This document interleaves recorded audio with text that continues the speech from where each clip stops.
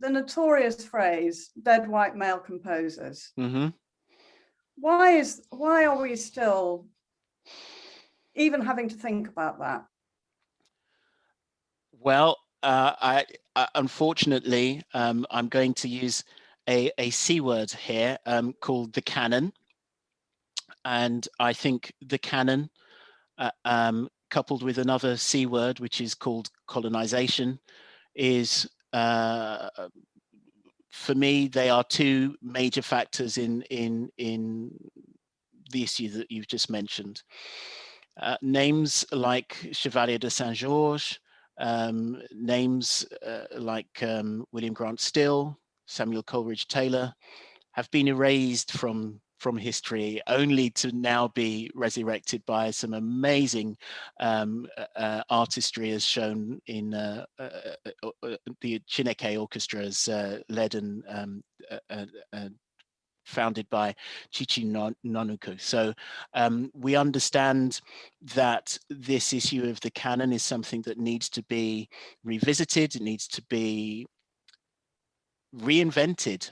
And when I say reinvented, I don't mean decimated and I don't mean destroyed. I mean augmented, enriched with what has gone before from a very diverse creative offering, but also what is now and what is to come, by stimulating and encouraging music creators of the future from all aspects of our community, regardless of their color or the protected characteristic. It's very, very important that we do think to the future as well.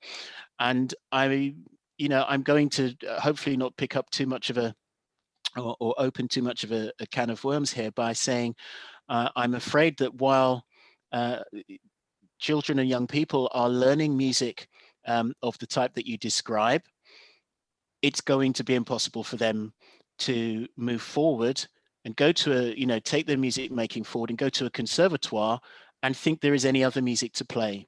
So I would implore on this call that in terms of the exam syllabi that our children and young people are playing and being examined in every year, that we do think about the colonization of the music that they're playing. We do give them the ability to understand that there is music that is far-reaching, much more than the music that they play, has different form and sounds different.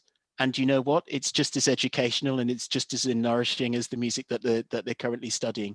And I think coming back to what we were talking about in terms of a joint strategy and thinking about a wider community, this has to be done as soon as possible. Absolutely, and I think another element of that, in terms of looking to the future, is encouraging young people to think of themselves as composers, which is, when our sector is not wedded really to the new. We don't take that kind of risk very easily, but actually, I think everybody would have